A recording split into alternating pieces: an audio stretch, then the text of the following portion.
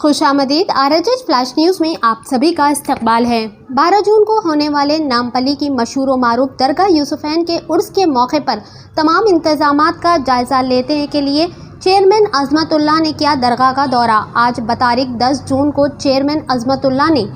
TGSWB authorised officer جناب لیاقت حسین TGSWB کے deputy team کے ہمراہ 12 جون کو شروع ہونے والے درگاہ یوسفین کے عرس کے موقع پر تمام انتظامات کا جائزہ لینے درگاہ کا دورہ کیا۔ نامپلی میں واقع درگاہ یوسفین، جہاں ہزاروں کی تعداد میں عقیدت مندوں کی شرکت ہوتی ہے، عرس مبارک کے موقع پر زائرین کے لیے تمام سہولیات و انتظامات کا آج چیئرمین عظمت اللہ نے جائزہ لیا۔ انہوں نے جاری کاموں کو جلد مکمل کرنے اور انتظامات میں کمی کے پیش نظر سختی کے ساتھ ہدایت دی کہ تمام انتظامات عرس سے پہلے مکمل کریں تاکہ زائرین کو کوئی پریشانی نہ ہو۔ آئیے دیکھتے ہیں اس خصوص میں چند جھلکیاں ہماری یہ خاص رپورٹ میں۔ ایسے ہی اہم اور خاص خبروں کے لیے دیکھتے رہیے RHH فلیش نیوز۔ لائک کریں، سبسکرائب کریں اور شیئر کرنا نہ بھولیں۔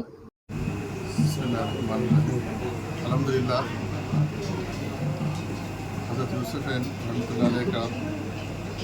عرس شریف 12 تاریخ سے، جس کا شروعات ہے 12 تاریخ کو سند المبارک سے، اس کے سلسلے میں انتظامات کے سلسلے میں آج یہاں پر میرے ساتھ ہمارے وقف بورڈ کے معزز رکن جناب بندگی بادشاہ صاحب اور ہمارے چیف ایگزیکٹو آفیسر لیاقت حسین صاحب اور دیگر تمام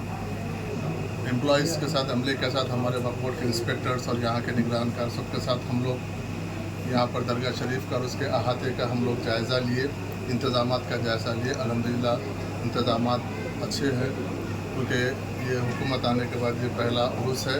اور حکومت بھی کیونکہ خاص طور پر ہمارے وزیر اعلیٰ جناب دردی صاحب کا آفس اس کو مانیٹر کر رہا ہے کہ یہ عرس بڑے احترام کے ساتھ اور اس کا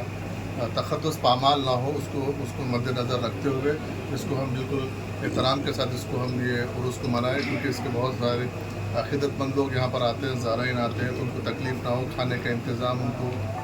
صفائی کا انتظام، ہر طریقے کا انتظام کو خصوصاً خاص طور پر حکومت کی طرف سے بھی ہم کو کہا گیا ہے۔ اس لیے ہم خود اس کے طور پر ہم راست میں اور CO صاحب اور تمام معزز ممبران اس کو اپنی نگرانی میں اس کو اس کا عرس شریف کا جو اختتام تک ہم 2-3 دن ہم لوگ یہاں پر اپنے نگرانی اس کو ہم یہاں پر کروائیں گے۔ کسی قسم کے ہم یہاں پر پولیس کا اور کسی قسم کا جو بھی یہاں پر غیر سماجی عناصر کو غلط طریقے سے کچھ حرکت نہ کرے، اس کے لیے پولیس کا بھی معقول ہم انتظامات ہیں، ان سے بھی پولیس کے اعلیٰ عہدیداروں سے بھی ہم بات چیت کیے ہیں اور وقتاً فوقتاً ہم بات چیت کرتے رہیں گے۔ اور تمام یہاں پر آنے والے جو زائرین ہیں اور یہاں کے جو لوگ یہاں پر عقیدے سے جو آتے ہیں، ان پہ بھی ہماری آپ میڈیا کے ذریعے گزارش ہے کہ اس کی تقدس کو پامال مت ہونے دیجیے،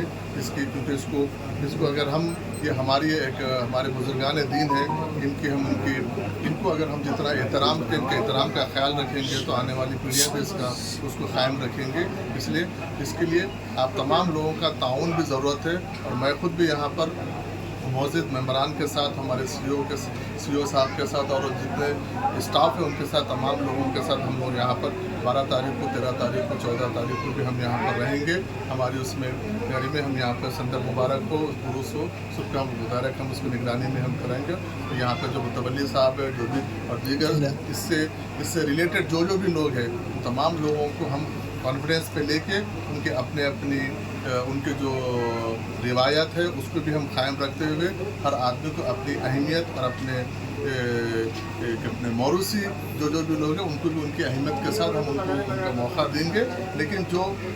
وقف بورڈ ہے، وقف بورڈ کی نگرانی میں جو ہوگا، اس کے لیے وقف بورڈ جس کو اس کے لیے تعین کیا گیا، وہ ان کی نگرانی میں وہ لوگ کریں گے۔ اس کے ساتھ ساتھ اس کے بعد جو کرنا ہے آپ الگ طریقے سے اپنے طریقے سے کرنا ہے تو اس کی وقف بورڈ اجازت دے گا، لیکن جس کو وقف بورڈ آفیشلی جس کو اجازت دیا گیا ہے، جس کو یہاں پر قائم کیا گیا ہے، ہم ان کے ذہن ہم یہ کریں گے۔ اس کے لیے وقف بورڈ پورا پوائنٹر اپنے طور پر کرے گا۔ صاحب یہ سندل کون کریں گے؟ صاحب یہ وقف بورڈ والے کریں گے یا پھر وقف بورڈ کی ڈائریکٹ نگرانی میں ہوگا؟ اس کے لیے جو بھی متولی وغیرہ رہیں گے نا وہ کریں گے۔ پھر ابھی صاحب یہ نظام بابا جو ہے کہ وہاں سے ہائی کورٹ سے کچھ آرڈر لے کے آ کے جو ہے سو بیٹھے ہوئے پھر کہ انہوں کریں گے بول کے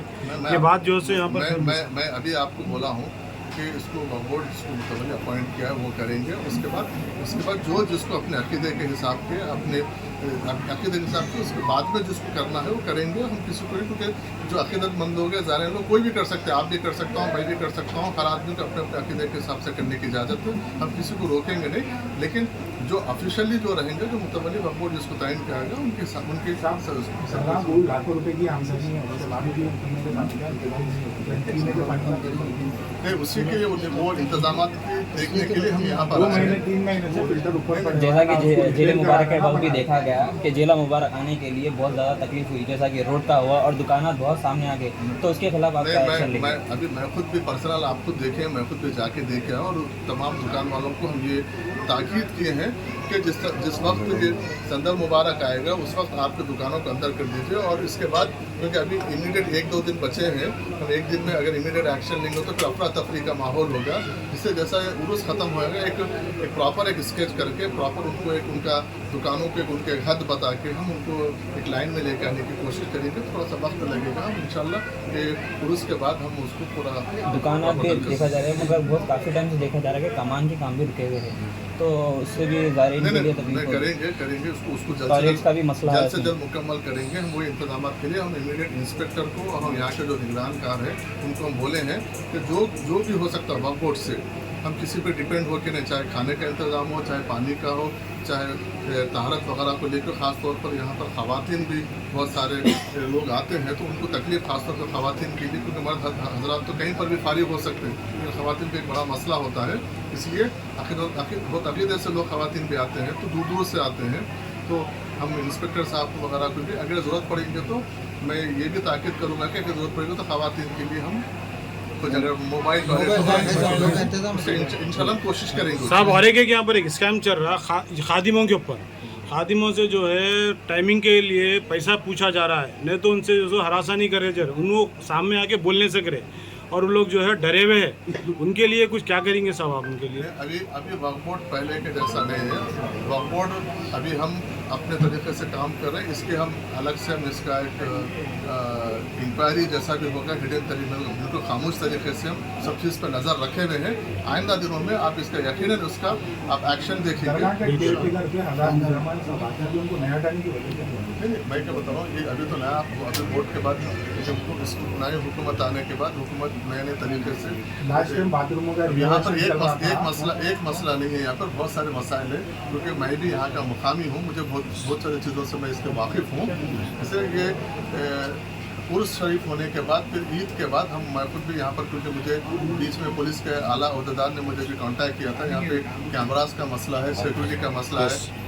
रातों में बहुत गलत हरकतें हो रहे हैं, यहाँ पे गैर समाजी अनासिर यहाँ पे गलत तरीके से, मतलब ये प्रीमिसेस को इसकी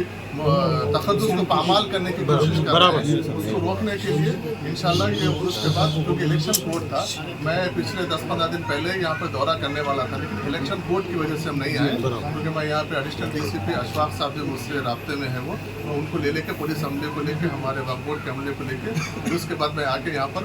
जो भी सिक्योरिटी मेजरमेंट्स है, इंतजाम, हर तरह के इंतजाम को हम मुकम्मल करने की इंशाल्लाह कोशिश करेंगे। और ख़ास तौर पर मैं यहाँ के मुकामी लोग, आप जैसे लोग और यहाँ पर जो दुकानें वाले हैं, सब लोगों से इस मामले में ताउन करने की मैं अपील कर रहा हूँ। शुक्रिया।